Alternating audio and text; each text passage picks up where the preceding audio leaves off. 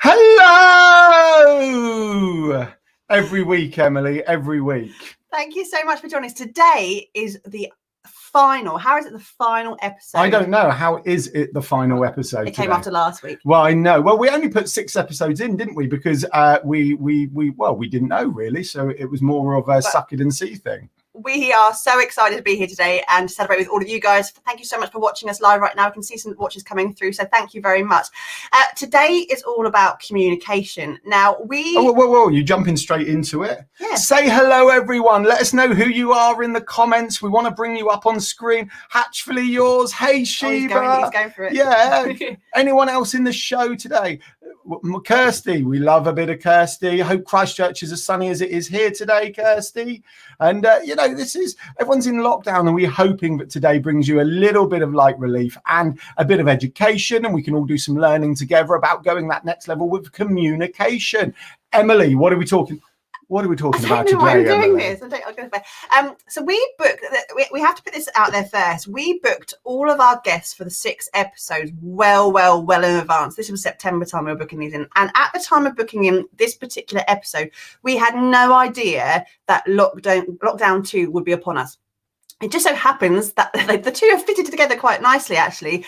And everything that we are going to be talking today is really, really, really so important when it comes to you in your businesses and how you are currently showing up in whatever guise that may be right now. I know it's a very scary time for a lot of businesses, but the importance of that communication and making sure that you are still there having conversations in whatever shape that now looks like. We're going to be exploring that today with 2 amazing guests. Before the guest, let me be stupid again. We've got Rob Rides, guest of episode. It's like we bookmarked the series. No, bookended, darling. Oh yeah, bookended the series. Hey Rob, thanks for joining us today. We've got Kirsty off of the show. Thanks for joining us the Juno way. We've got our top fan, and we're his top fan, actually, I meant to say, Chris Mooney Learning, welcome. Ben Drury, we've got him. Welcome, everyone. We've got Graham, 18 going on 40. Who would like to see some magic today? Do we think Ricky is finally going to source someone in half? Ricky's like, no, I can't be bothered. I'm going to go home. Ricky's like, no, it's my last job. We want it to be easy. Hello, Tudan TV. He's got something in the background. I can't see what he's got. Ooh. Is that a table with a box for sawing someone in half? We will find out at about halfway through. Is Rory the cat going to make it through? What time is Ricky on? About 1:15, so not even vaguely halfway through, actually, but it's our halfway gap. We like to break it up and bring you a bit of fun and entertainment. So, yeah, please do get involved on the comments. Please do join in, give your own point across, say yes, say no, whatever you feel. We absolutely want to hear from you guys as well today as we start speaking to our guests. So who have we got first, Anna? Who have we got today? So should we do both guests? Yeah. So second after Ricky. Why are you doing second? Well, then we would talk about guest one and bring them on. Okay. So second today after Ricky, we've got the amazing Meera. Where's Meera from, Emily? Meera is from Carriages Weddings and Events, and she is an incredible interfaith and Indian wedding planner. And she's going to be talking to us today about the changing shape of her business and how, obviously, with the wedding and events industry is a very strange place right now. We all know that if you're working within that. And she's going to be talking to us today about her business, what she's done to change, and the ways in which she communicates with her audience. Yes, she is. And then, first up, we've got the fantastic Al Fawcett from Infinite Pi and his amazing podcast, Infinite Pi Thinking. I met Al. I'm trying to think, what year were we in? 2020. So I'm going to go with, I reckon, 2007, 2008. I think. I may have to check that. And our sort of paths crisscrossed. And if I'm honest, I think we fell in love. We got talking over a love of Apple products. No, you just fell in love. Well, I have a bit of a bromance for Al. I don't think I've publicly ever admitted that. And also, anyone with the same name as me, it's like when you eat something organic, he kind of gets an extra point because it's organic. Al gets an extra point because we've got the same name. Let's bring him in. Yeah, let's bring him in. Everyone, ladies and gentlemen, we're proud to bring you to the proud. Oh my goodness, we are pleased to bring you. I'm proud to bring you Al Fawcett from Infinite Pi. Where is he? Hello. Hey, Al, you're right. I'm still overwhelmed by this declaration of love. Well, Is it a two-way street, Al? Is that the first? It's too much information. Yeah. Sorry, I got a bit excited. I had a coffee before we started, and unfortunately, you're now paying the price for my coffee, Al. Apologies. It's all good. Al, for the final episode today, I'm actually going to do it as it's meant to be in our writing front. What's the first thing you do in the morning when you wake up? Well, so I've listened to these conversations about morning routines and morning rituals, and I find them really, really fascinating because, like you, I've read many of the books that talk about the different things that people do. I tend to be relatively flexible in the sense of it's situational. It depends on the week ahead and things like that. So I don't think about an individual day per se. I feel about how the day fits into my week or my month or my year, as it says, because there's that old saying of most people overestimate what they can achieve in a day, but underestimate what they can achieve in a week and a month and a year. So it tends to be situational. I do have certain things that I like to try and get into my day at some point. And but with regards to my morning routine, it actually starts the night before.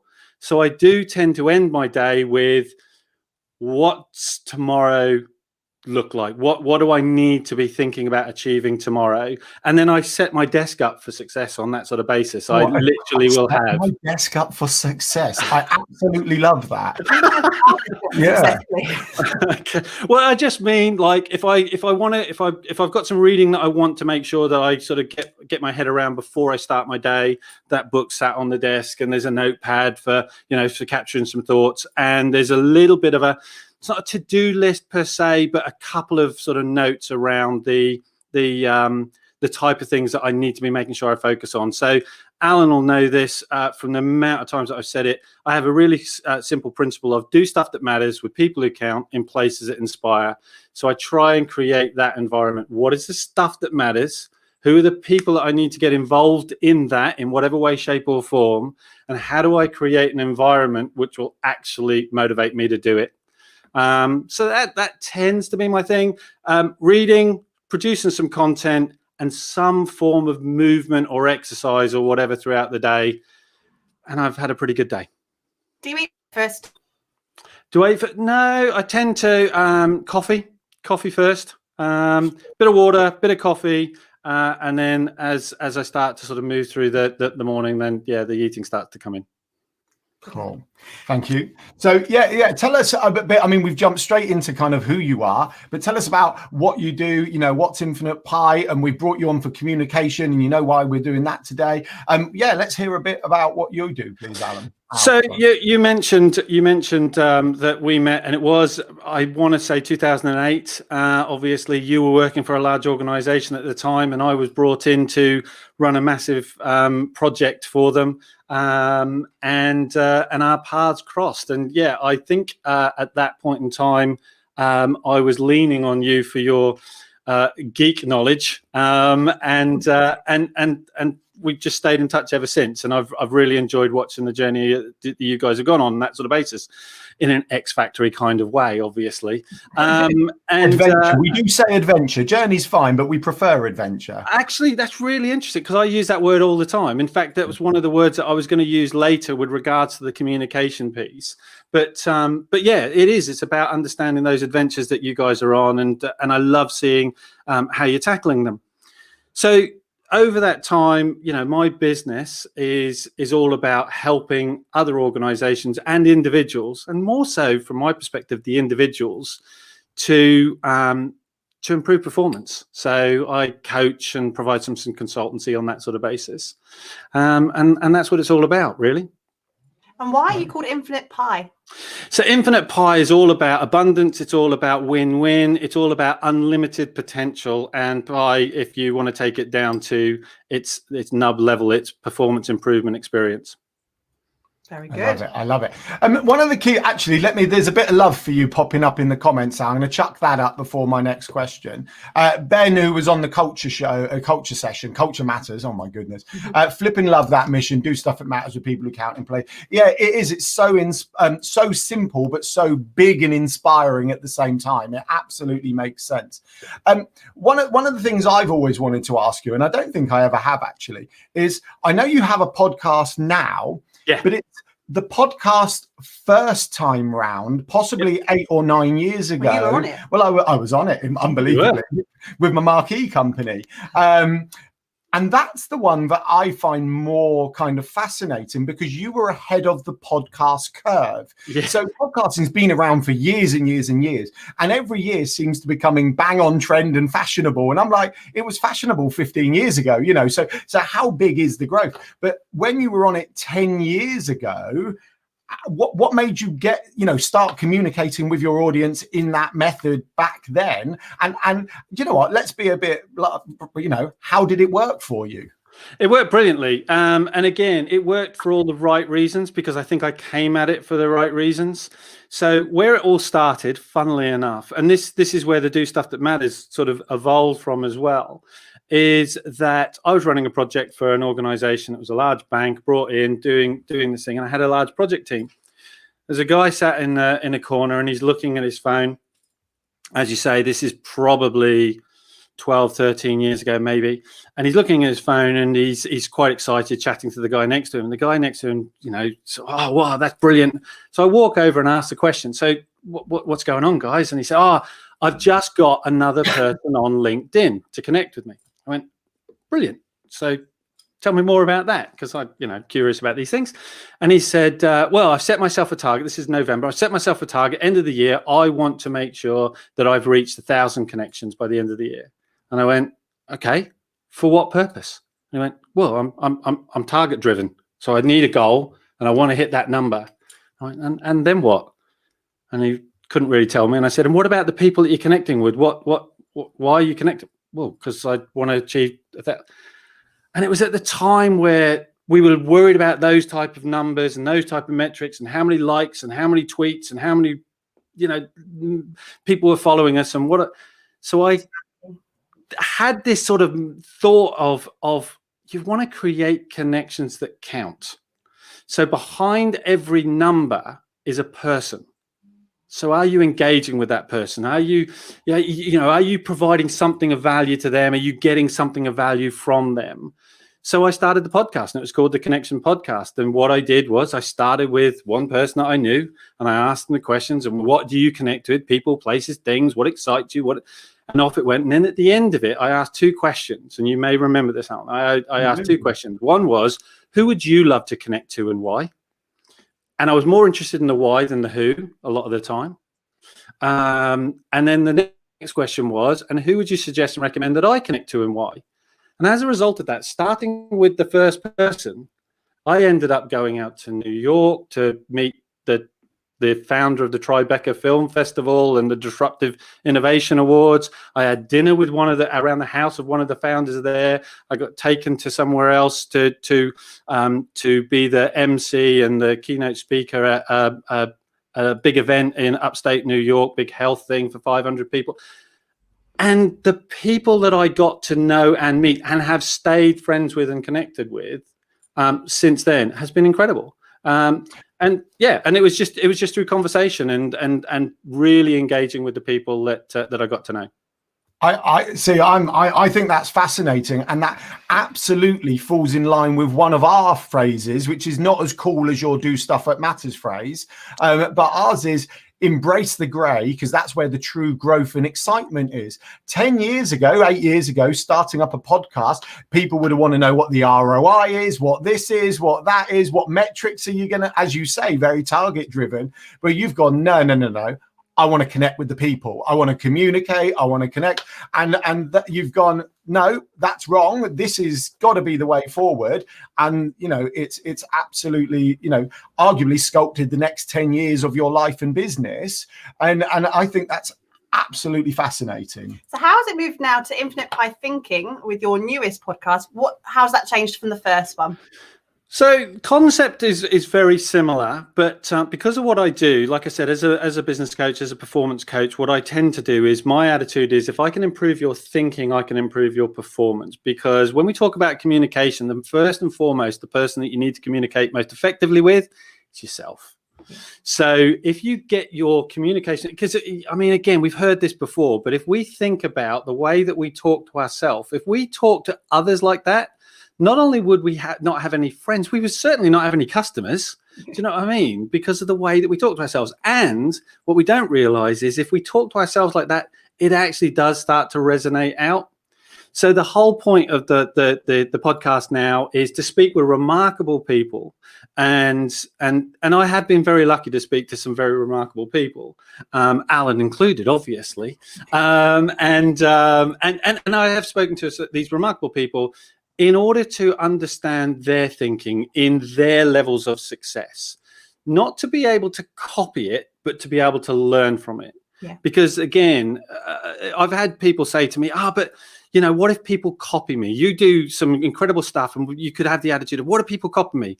People can copy what you do. They can't copy who you are.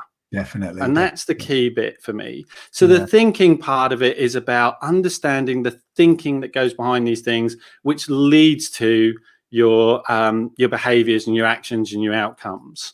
And it all starts with the thinking, as it were. And sometimes, so with my approach is from a coaching point of view, when I'm working with people on that sort of basis, it's that self-awareness piece, it's that motivation, it's your beliefs and values, because you need to be authentic. I mean, you guys have spoken about this for the last however many weeks. Yeah, that's the key theme, is authenticity. Authenticity. Know yourself and share that message, because if you're trying to be somebody else, it will ring false.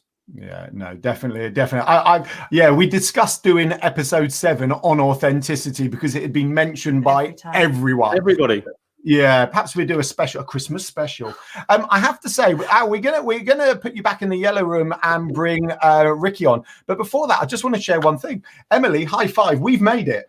Why? We were trolled in the comments. Oh, yes, we were. I had to block someone 3 times. It's Lamb's Kid has offered to us for inboxing for a spiritual attack or a love spell. So I'd like to thank you, Lamb's Kid, because I feel we've made it. We've been spammed. We've been trolled. We're here. Can you send me the link to that? Actually, rather than blocking him. So thank you. Say him. Who knows? Thanks, Lamb's Kid. Right. Send me the link for that. Right, let's Al, thank you very much. We're going to put you back in the yellow room and bring out Ricky. Speak to you in a bit. 10 minutes is not quick. I know it's not. I could have kept going. Right, cheers, Al. It's our friend Ricky. Hey, Ricky. Oh, I can see it's a nice watch you've got going on there. Oh, thank you very much. Thank you. That was a present for my 30th. There you go.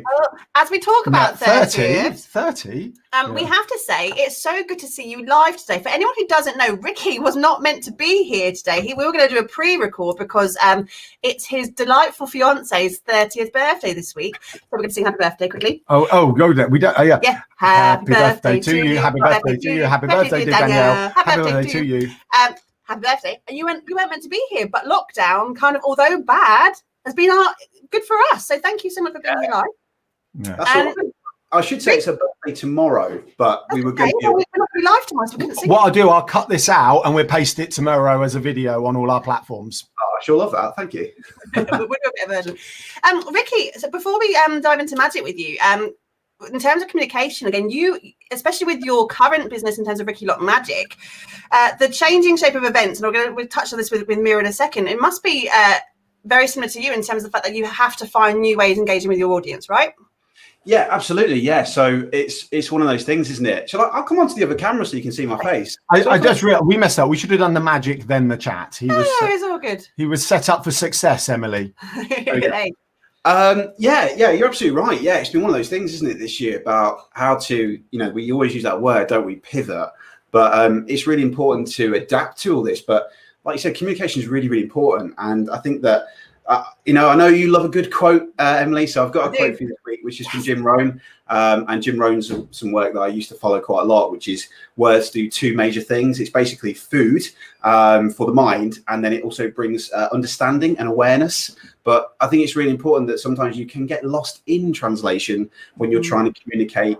I know you guys did it really, really well recently when you were talking about the picture of Alan, wearing the suit, and then below the suit was, I think it was just your pants or your boxers. But you communicate that in a really really good way. And it's really tough here, but you really have to communicate that, and you've got to get that authenticity across. I think that's the thing for me. Yeah, absolutely. Yeah. Authenticity in my pants, unfortunately. Just to very, very briefly touch on that point. That's exactly there. Is the fact that it has been a rough old ride, a rough old ride. But it's the way in which you It's the way in which you approach that, and there is learning from that. And yet, it's important for people to understand that you're coming, from a place of fear as well, but take a positive spin on that, and to make sure that your messaging is still key, because your clients don't always want to know about, as you said, the warts on your bottom all the time, but they do need to understand your position at the same time. So it's getting that balance of your communication to make sure that the message stays on point and that you are still able to deliver to your customers as well. So true, true. I had it actually with an event where we were supposed to go to somewhere in Edinburgh a couple of weeks ago, and they've only now contacted us now 4 weeks later. They've already refunded us the thing because it couldn't happen, but they sent a 5-page PDF explaining why. Now, to me, that's just switched me off completely. I don't want to trust them anymore, because why are you sending me a 5-page, Q&A about this whole thing? Just speak to me directly, communicate in a simple way, and that would have came across a lot better. So now, when I now think about that brand, I think, why would I want to go shop there again? Because you just sent me a page PDF, so. Yeah, absolutely. No, very true. There's a lot to be said for KISS. Keep it simple, stupid, isn't there? There is an absolute lot to be said for that. And just like that is magic. No, just like to point out, David Blaine, who, when you have Ricky Locke. You see that I've got something special for you as well. Oh, I've just seen that. That's amazing. Yeah. Only 6 weeks into it, I've now finally got that set up for you. So there we go. Ours is behind the backdrop. So anyway, I guess you'd like to see a little bit of magic, wouldn't you? Yes, please, Ricky. Brilliant. Well, this is about communication. So I thought it'd be really interesting to show you something based on communication, because as you just said, Alan, keep it simple, stupid. It's the really most important thing when you're communicating. So anyway, let's try this in a really, really simple way. Alan, would you just shout stop for me wherever you like? Stop. Perfect. We have the 2 of hearts. We're going to mark this. Now, it is our last one, Alan. It's our last magic hour for I know. the next series.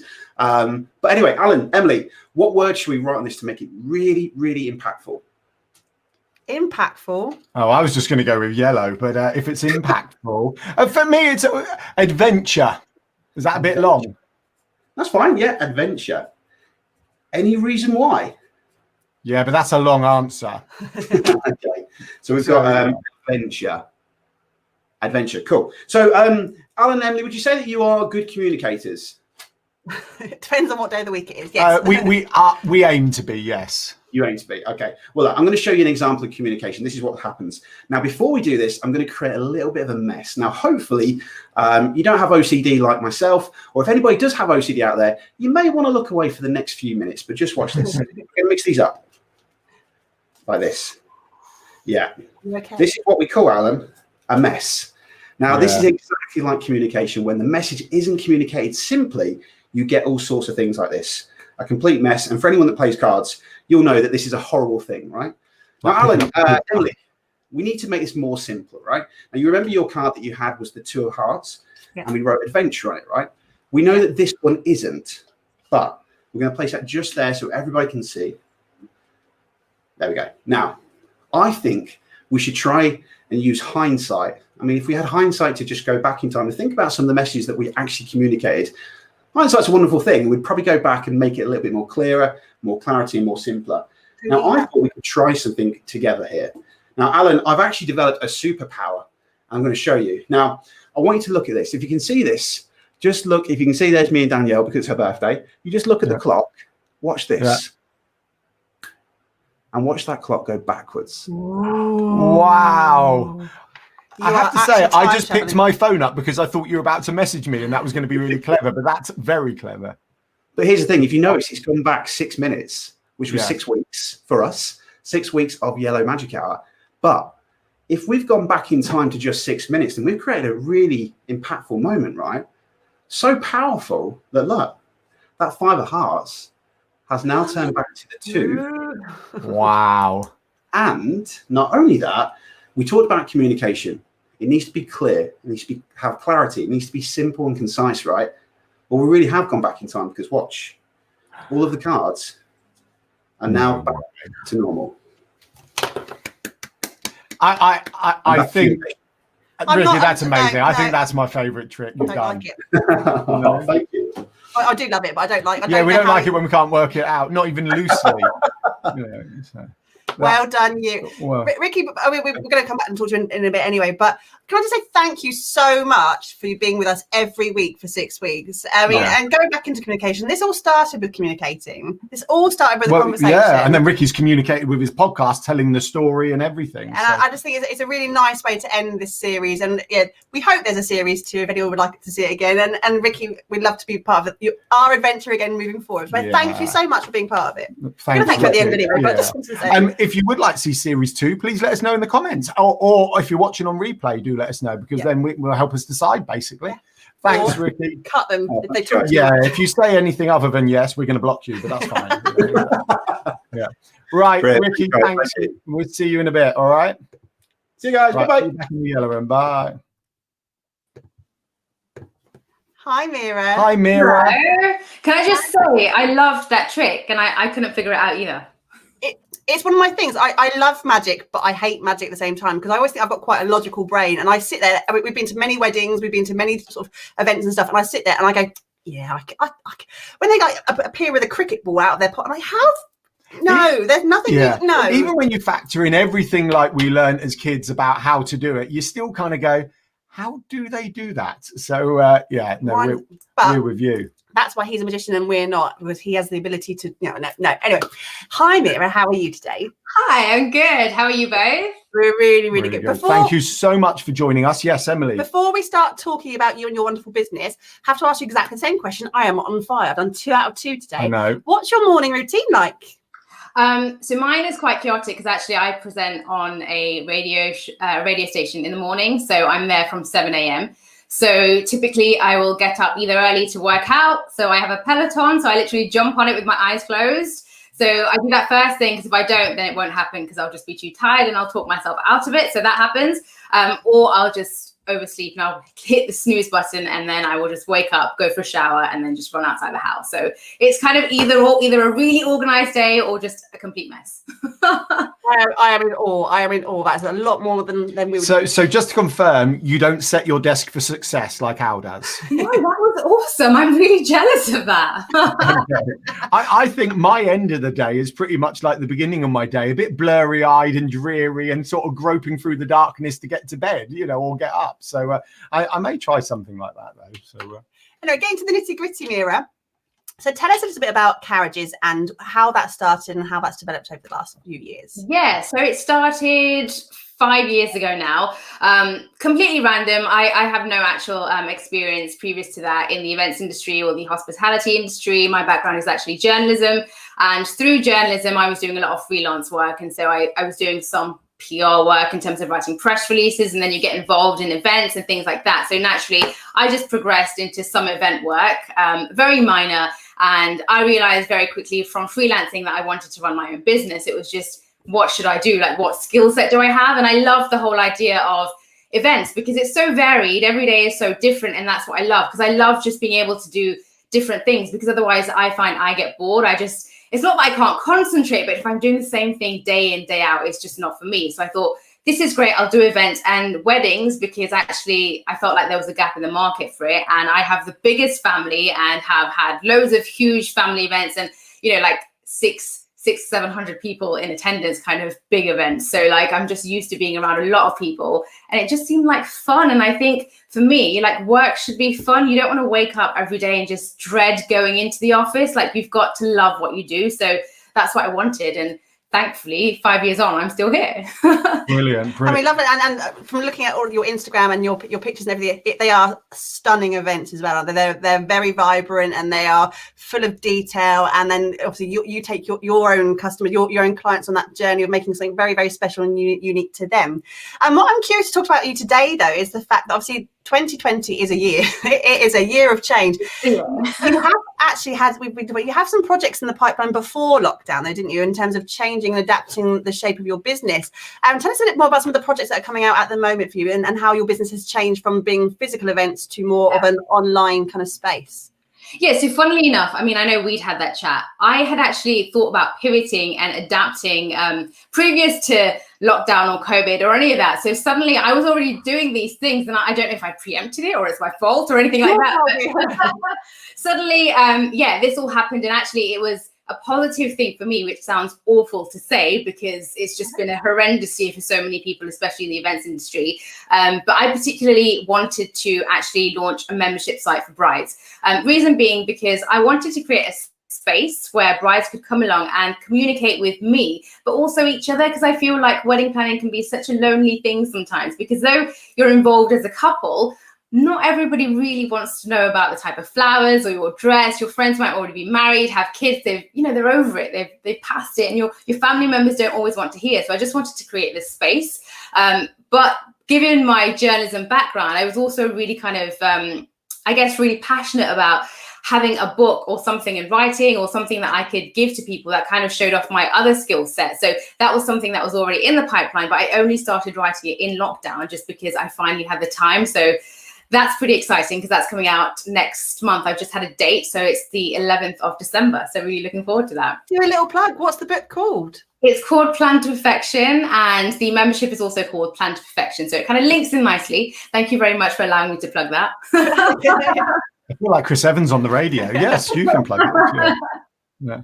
I mean, I love that. It's yes, these projects were in the pipeline well before lockdown, but in terms of the space in the event space, that landscape at the moment, it's looking like it's, I hate to use that bleak, but it's not changing anytime soon. No. In terms of the size and scale of what events are for the next few months at least. I mean, what you're achieving at the moment in terms of your communication with your membership and the fact that you've started a podcast recently, haven't you, as well recently, is that you are still accessible to your couples and they still know you're there. They still know that you are able to assist them and help them for after this little blip. I say the blip. You have never failed to show up from start to finish. And I think in terms of people watching right now is that lockdown for many businesses has been that either we had a post the other day about fight or flight, but the other one being freeze. A lot of people have frozen to the spot going, I just don't know what to do. And they've dropped the ball in terms of social media and looking at other ways of communicating with their audiences. What you have done as the complete opposite. You have forged ahead with some very, very bold products as well in terms of what you're doing. And do you think that's, in terms of other people who are watching today, what would your advice be for businesses in a similar situation to you right now? I think I would just look for an opportunity, because I think just because you can't do the one thing that you've been used to doing doesn't mean you can't do something else. Everybody has so many different skill sets or things that they enjoy, maybe things that they haven't had time to do in the past. For me, my focus was, even though I had these other projects, it was like, what can I do now that I didn't have the time to do before? And actually, a lot of that is marketing. I'd never spent enough time marketing or even communicating with brides effectively. Yes, I'd communicate with my own clients on a one-to-one basis, but I'd never communicate other aspects of my life or the way I work. And actually recently I signed on a bride, and it was interesting because I asked her why, and she said, oh, it's because I love all the other work that you're doing outside of Carriages. And I'd never had anyone ever say that to me before, because I'd never done that before. Nobody knew about my life behind Carriages, but all of a sudden she loved the fact that I worked with local businesses, or that I was a female, or that I did work in the community, or that I'm passionate about sustainability, and all these things I was finally communicating. And I realized that actually I was getting more people through the doors because of it. So I would say, if nothing else, just communicate and just keep those messages flowing, because at least people know that you're there and they'll be ready to book you when they can.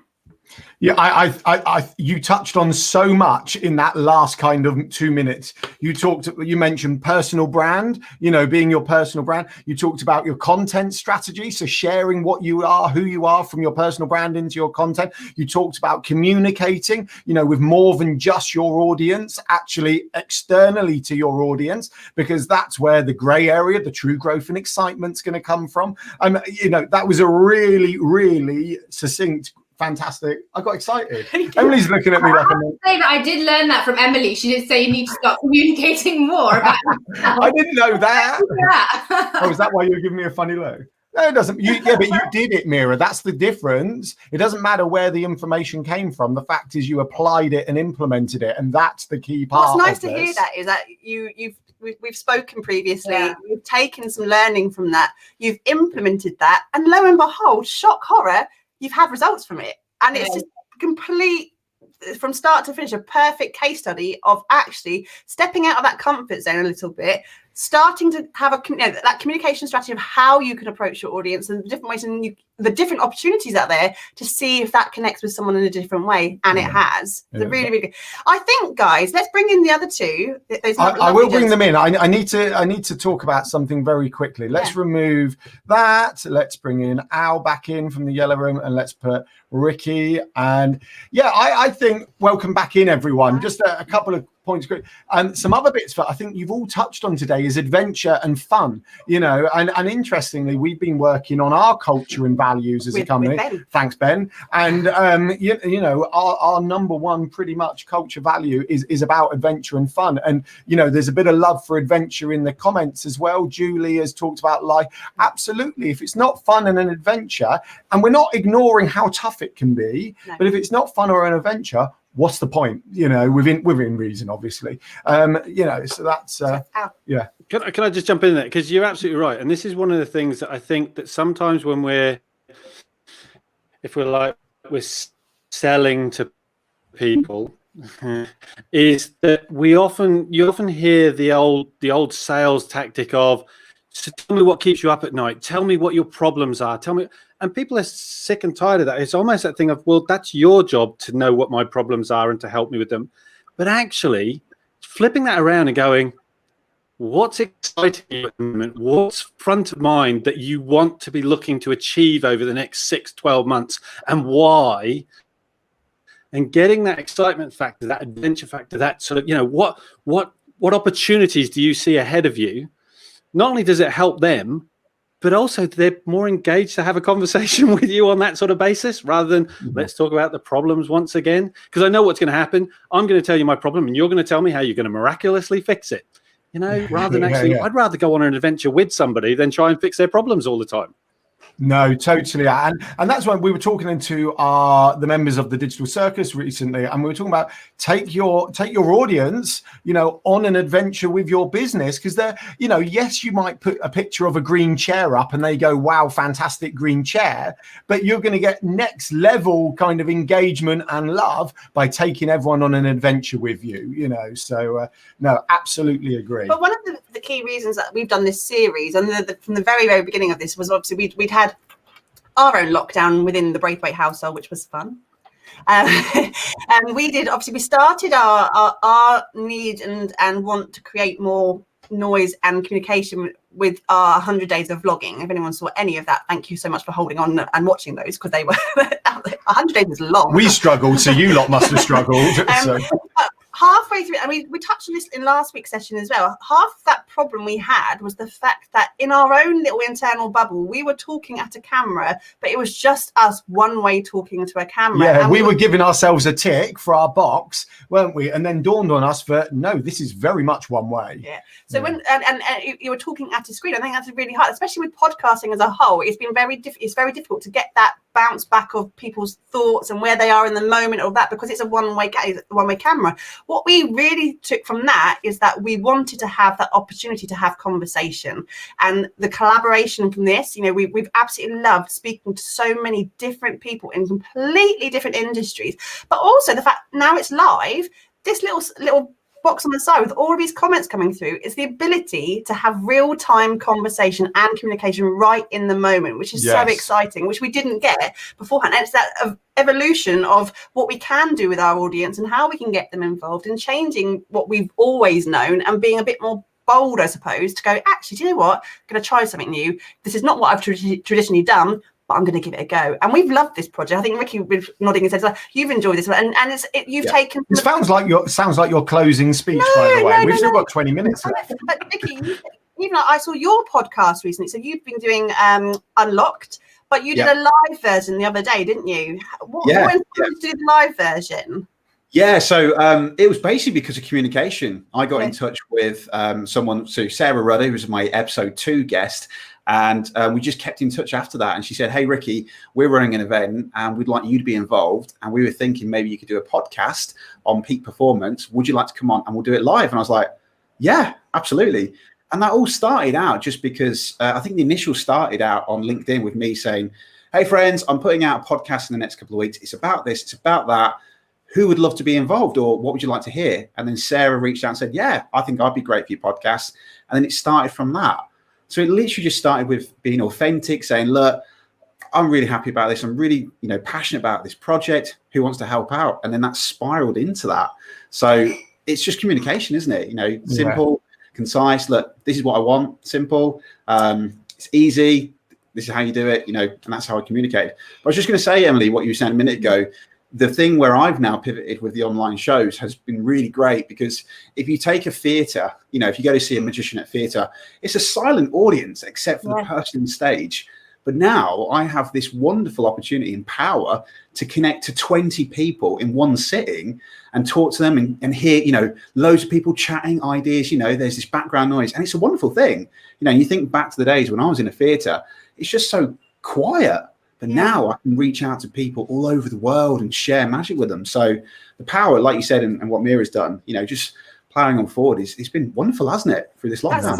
That's such a clear thing. You had a physical audience in the room with no communication, but you've moved into an online space where you're not even in the same room. And that's incredible. It is incredible. No, it is incredible, isn't it? And there's a big movement. I have to name check him because he name checked me the other day. So I have another love-in with a guy called Mark Masters from You Are the Media, and he's a man. Sorry, I'm not cheating on you. I'm spreading my love wider. Don't spread it. No, let's. Yeah, I won't. That's not a quote for a re-snippet. And he's massive about these need to be shows. These need to be entertainment because otherwise it's one way, and no one wants that. We can all sit there and, follow training that's boring and mind numbing and everything else. So it has to be exactly what you're talking about, Ricky. And the realization that a person on a stage delivering a presentation is one way makes you realize how amazing this kind of setup can be. Sorry. Yeah. Going back I've got a question for Meera, but I'm holding on to it. Going back to what you just said, and Mark Masters was saying this on a live stream the other day, and he was on with Fresh Movement. And one of the key things what they were talking about in that their own live stream was stop calling them webinars and call them events, because a webinar is exactly the same. You're taking that and you are delivering a keynote, you're delivering whatever, and it's still a one-way street there. You are only delivering and you're not getting from it. When you change your mindset in terms of how you think that is, it's not a webinar. I'm creating an online event, an online space. Ricky, you're doing a prime example of that with your magic shows. Experience. Yeah. It is engaging. We are completely shaking it up. We can't be in the same room together. But what I'm going to do is I'm going to create a little bit of magic, and I'm going to make sure this is an engaging situation. I have opportunity to speak to someone in a human way. I'm not doing an Instagram post. I'm not doing a caption here or trying to think of some lovely sales copy that's going to bring you in. I'm speaking to you directly through a camera. I can look at you right now. Let's create a decent communication here. Let's create a conversation and let's move this forward to the next stage. Yes, indeed. I have a question for Meera, but I'm going to pop this up first because I think it's important. Matt, welcome. Matt was on episode 2, I believe. Everything. Matt, everything. You missed Al discussing setting his desk for success. So you need to go back and watch the beginning after we finish. It was great stuff. I am taking every single scheduled post in my blog, in my tailwind this week, and I'm taking you all throughout the week. So Meera, we're talking about about communication, okay? So you said your past was as a journalist. So, you know, writing copy that goes printed, I presume, gets put out there. As a DJ, so you're behind a microphone and you're putting voice audio out there. How did you have a moment where you thought, I need to communicate with my readers, listeners, watchers, followers? Or did you suddenly, was there a switch? Did you suddenly go, well, I need to communicate more? Or was it just kind of an organic process that evolved into the business and now you are communicating? Yeah, I'm keen to know more about that. Is it the fact, your skill set, which is, we talk about this privately as well, is your skill set, you've changed direction, and is it an itch you've got to scratch again to go back to what you've already known, or is this a natural evolution? Well, my question's about communicating. Yours is about, So, Meera. It sounds really silly, but when I started working in events, I thought it was completely different. I thought it was I knew I was taking some skill set, but I didn't think that I would have anything to do with that whole journalism world. So I went in, I thought, oh, it's completely separate. And actually, it's only been in the past year that I've realized that I need to utilize all those skills that I learned in terms of writing and speaking, and I hate being on camera, but even, that also has to be done. And I realized actually we need to take it through. So I think it was more kind of organic, where I just learned over time that these are things that I need to do. And luckily enough, I've been able to do them in the past. So it's slightly easier for me than perhaps somebody who's never had any experience of putting any copy together, which they can totally outsource so they don't have to stress about doing it themselves. But I think it is more organic. I think that's what happened. I think now that I've started to do it though, Emily, I feel like I love doing this so much. So I somehow want to bring it into my business going forward. And then I think that's where the whole idea of the membership and the book and the podcast, I've recently launched a Facebook group, and there's going to be a lot more kind of blogging and content, because I realized I love it so much, and now I can utilize that skill set to talk about something that I am potentially an expert in. But I think that's the way I see the business flowing. So I want to flow between the two, if that makes sense. And you have every reason to. I think that's the joy of being your own business owner, is you can do whatever the hell you like, as long as you really can. And there are no rule book. That was a waste of paper. I know. That was my notes as well. I've been making notes. I love it. It was so dramatic. Yeah.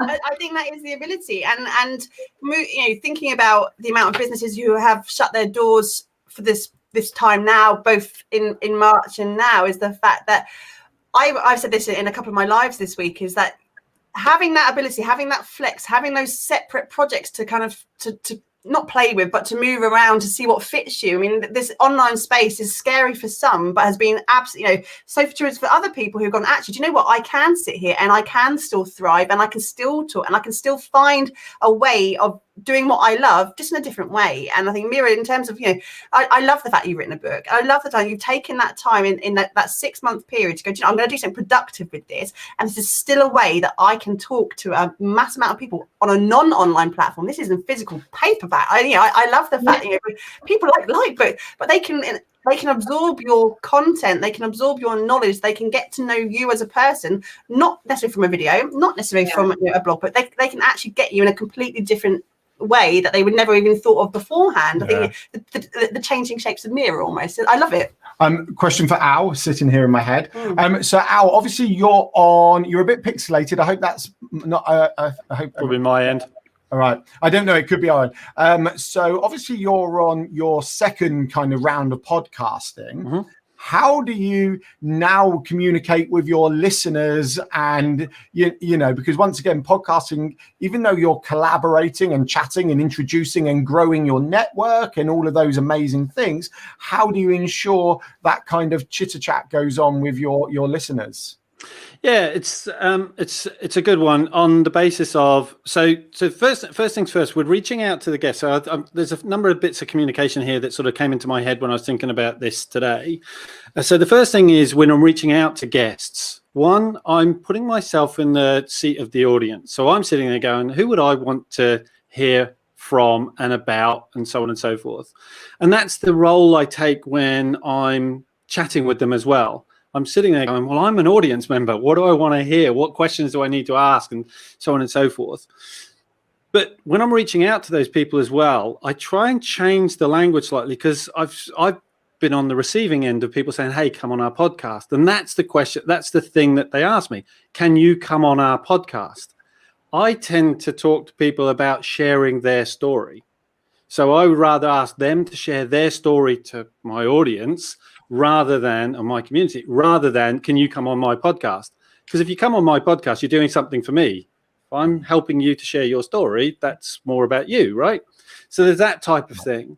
With regards to the other piece is that I'm listening to my audience. So I'm getting feedback from whether it be reviews. So obviously when people take the time to review, I will give them a shout out on the podcast. Hey, look, this person said this. And I've had people message me going, it was great to hear my name, or whatever it might be, which is lovely. But if they've taken the time to actually write something, why wouldn't I? I've had people ask me, oh, I would love it if you'd have asked this question, or who else can you, or recommendations for people. And it's just taking the time to go back to those people and say, thank you. Do you know what I mean? If it's nothing else, thank you. But again, just then to engage and ask them why. What did they get from it? What they applied from it? I loved the story earlier between Meera and Emily with regards to the conversation about implementing stuff. You know, having that conversation, coming up with some ideas and then implementing it. Because again, really, really easy for everybody to have an aha moment. You know, those wonderful eureka, I'm going to do this. And they're really quickly followed. But I call them aha moments because they're quickly followed by a lot of people. They're quickly followed by, but moments. And everybody goes into the, but I haven't got the time, I haven't got the money. People are doing it already. They're better than me. Blah, blah, blah, blah, blah. And that's where we need to shift the thinking. Yeah, very true. Very true. The world of podcasting. So all three of you in this room right now have dabbled or started a podcast or have been doing one for a long time. It's an interesting thing because one of the pushbacks we've had with some of the people we've spoken to the last week is like, yeah, but everyone seems to be jumping on the podcasting bandwagon. Yep. But the flip I've seen of that is I'm seeing a whole lot of new people absorbing content in a very different way. You know, 10 years ago, people were podcasting I think is here to stay for a long time. It was still new and shiny back, in 2010. No, probably 20 years ago. Probably. Yeah. But now there's nothing wrong with the world of podcasting and starting a podcasting because people are actually starting to listen to them. I mean, 5 years ago, I wasn't listening to podcasts. Now is all I ever do. I love listening to podcasts. And especially what I really appreciate, sometimes the short ones. Thanks, Ricky. Sometimes, I mean, we're doing an hour right now. An hour is a long time to get pique someone's interest. But, if there is a dedicated learning to that, and I feel like I've had an hour well spent and I've taken something from that, absolutely. And I find that they're so easy to absorb. Sometimes Alan does it a lot. He's in the car driving, he'll put a podcast in the background. I keep crashing because I'm listening. No, that's a joke. Cooking dinner for the kids is on in the kitchen. It's just another way of sitting and not having to be necessarily watching a video, but I'm absorbing and listening all the time and getting to know that person in a completely different way. So I would say it's not a saturated space. By the completely opposite, it's still really new. Sorry. Well, no, it's it's a classic, isn't there? There's 7 odd billion people in the world. It doesn't matter how many, Emily. Pedant. And there's 7 odd million people in the world. Your audience is X big, and you're communicating with them. When you create a podcast, yes, you're trying to grow. There's always an element of growth, but fundamentally, you want to communicate with your audience in the most effective manner to them. And that's right. I remember years ago, one of my first jobs for ICL, International Computers Limited, and I went to a conference, and you got to pick how you wanted to receive the newsletter. So you could have a tape to go in the car, you could have on a piece of paper or on an email, and that was what you chose the right one for you. And that's kind of what we're doing now for our audiences. We put this content out. Some of it may be the same, some of it may be slightly different, but it's allowing people to connect with you in the way that's right for them. And that's a really powerful thing. We've got a couple of comments. We have. Sorry, Al. Yeah, go on, Al. All I was going to say is that if you think about the space and that it's growing and whatever, that's a good thing because that means that there is a market for it. There are people out there that are wanting to consume this stuff.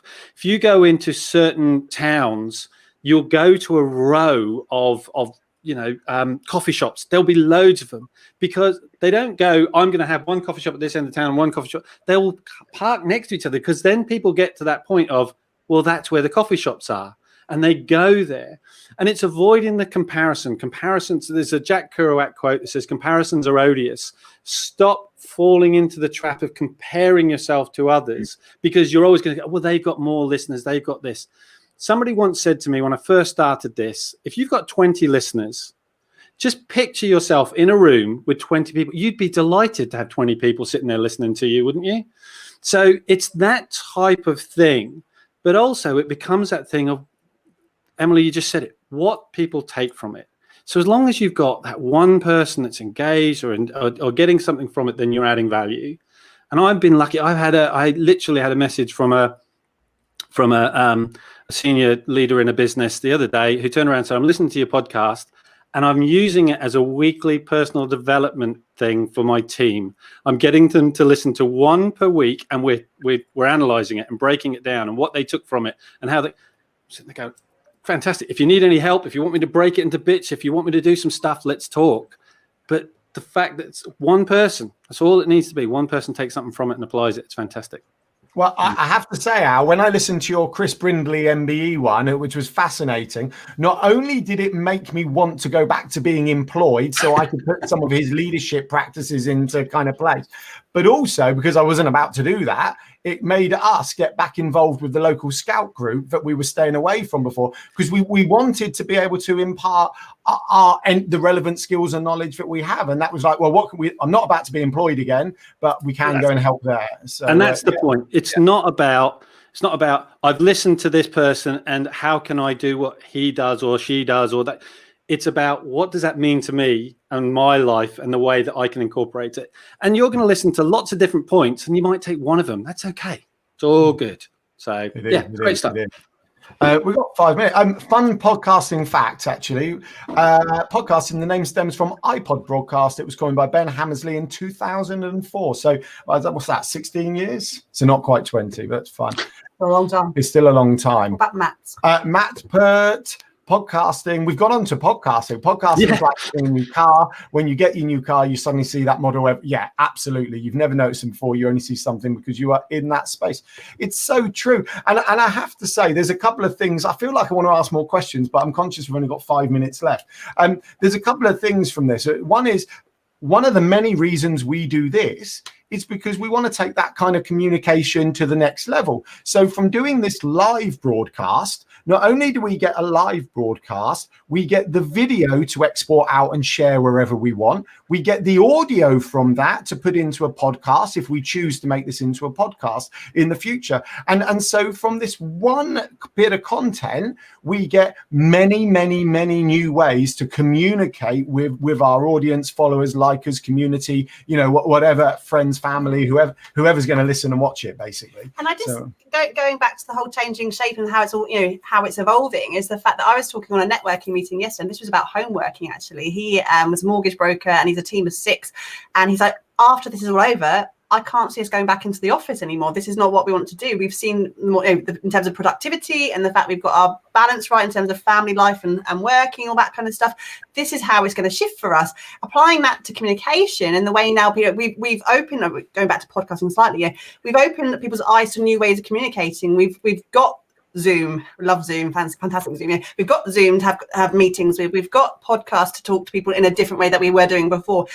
At the end of this period, whatever that will be, I don't think this is going to change. I think this is here to stay. In fact, this is a really good thing. This is open eyes to going, actually, we can do this in a different way. What we were doing before was great. This is new. I quite like it a little bit. Let's keep it. I think it's very reframing, isn't it? Yeah. I was going to say, it's just about reframing the situation, isn't it, into a different way. It's a massive thing, and that's what we try and reframe it a lot. We have to. You have to go. Can't change it. This is what we've been given. What can we do now? Let's forge ahead. No, it's true. Why don't we go into where can we find you, but with a question of thoughts on the future, if you have any, the evolution of communicating and etc. Meera, would love to hear, any thoughts on what you think the future may look like, or for you or the world, it doesn't really matter. And obviously where everyone can find you, please. And when your book coming out again. Absolutely. So, Book's out on the 11th of December. It's called Plan to Perfection. And you can find me on Instagram, Facebook, Pinterest, pretty much every social platform at Carriages Events. That's all one word, or carriagesevents.co.uk. But my just general thoughts are that I think communication is, I mean, there are so many different ways to communicate, so just pick the one that works for you. I think we're so lucky. We live in a world where we can communicate with people anywhere. And I just think we should make the most of it. So just, if you don't do anything, just make sure that you stay in touch with people and you communicate your brand message and your values. Perfect. Thank you very much. Al? Yep. So a podcast, Infinite Pie Thinking. I'm Instagram, Infinite Pie Thinking, and Al Fawcett. I think it's Al_Fawcett. LinkedIn, places like that. So all over the place. With regards to the future, I think what you were saying a minute ago about the fact that we aren't going to go back. I agree, and I think that it is about forging forward, but I don't think it's a matter of just needing to copy and paste what we used to do and put it into this new world. It's not like, right, we need to have a team meeting on Zoom and therefore it's going to be me presenting and you. It's how we evolve that communication to make sure that we actually make the most of it, because there's so many opportunities. And with regards to getting the message out, I just think it's about being conscious. And again, everything Meera just said with regards to that, that about, getting your message out the way you want to do it. But I read something the other day, which I thought was really interesting. One of my connections wrote that when you're coming to sharing your messages, there's almost two ways, and it's one of a need to know or need to show principle. So need to know is that thing of helping others to get value from it. This is something that you guys need to know. Or need to show is almost that I want to show you that I know something, that I've got experience in this world and whatever. And neither is good or bad. It's just being conscious of which you're trying to do at that point in time. Very good. Love that. Thank you very much. And Ricky.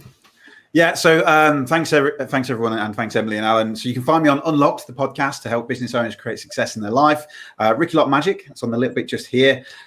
My thought would be, I think, to quote again Maya Angelou, throughout this period of uncertainty and change, while the chips are down for a lot of people, people won't remember what you said, they won't remember what you did, but they will never forget how you made them feel. I think however you communicate to your audience, this is the most important. This is how they will remember this. And if you've got like Meera as well, clients in the wedding industry, when they're going through tough times themselves, they're going to remember how we showed up and how we communicate to them. And I think that's so important right now. So make sure, spread some kindness, spread some magic, and communicate the best way you can. Yeah. Always. Thank you. Can I just read Matt King's comment right now? Because it makes me chuckle internally. Alan can just see the countdown. It's nearing the end. Panic building. Can I just say, Matt, you are right. But do you want to know? Because I've ripped up the rule book. I said to myself, I don't care. I don't care. I've ripped the rule book up.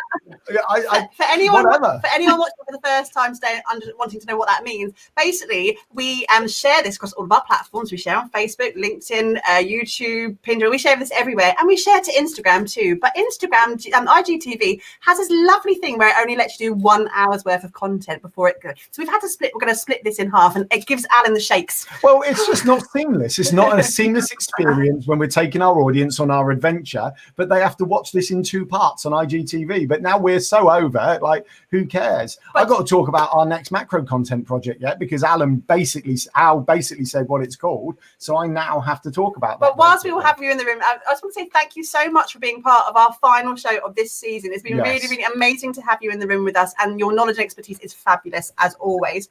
No, truly appreciated, guys. We hope whatever the landscape looks like for you for the next few weeks and months, it's a positive one, and we'll make sure we share all of you later on after this as well, so everyone knows where they can find you. Give everyone a follow, everyone. Give everyone a follow, everyone. Yes. Right. We're going to take you out of the room as we just do our closing. Yeah, please stay in the yellow room. We can always have a quick chat afterwards. Thank you so much. I'm going to bring up a question. So only because Al mentioned this, right? The Juno Way, Kirsty, I love this, guys. What you're going to, yeah. So obviously this is the last episode of the Yellow Magic Hour Series 1. Our next project is called That Light Bulb Moment. So Al mentioned the aha moment, and I chipped in with that light bulb moment, so I got excited. So our next project is called That Light Bulb Moment. Not only that, the other thing is we talked about Ricky having short podcasts. So yes, this is an hour. Our next macro content is called That Light Bulb Moment and is only going to be 3 minutes long. So look out for that. It might come Tuesday morning or Friday mornings. We haven't decided yet. But yeah, that is coming out very, very soon as we record number 1 and number 2 tomorrow afternoon. And my closing thoughts about it is yeah, exactly. So you rip the paper up. So I rip it again because it amused me now. It really is true. Throw the rule book out the way. Just get rid of it. Whatever you want to do, whatever you feel is comfortable for you and your audience, and you feel that you can deliver it in a way that makes sense for you, just do it. Yeah, absolutely do it. As long as you're ethically sound, kind, courteous, and all the rest of it, nothing else matters. Oh, that's a good song title.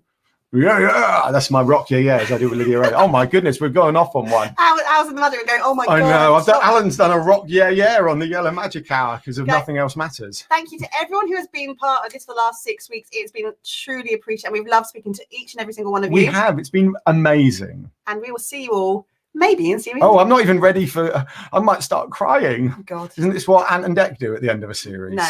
All right. Okay. Right. Let's say goodbye. I'm going to bring up the outro, and yeah, we've genuinely loved this. Thank you all so much for being a part of it. We hope you've enjoyed the adventure we are taking our business on. Bye. Bye.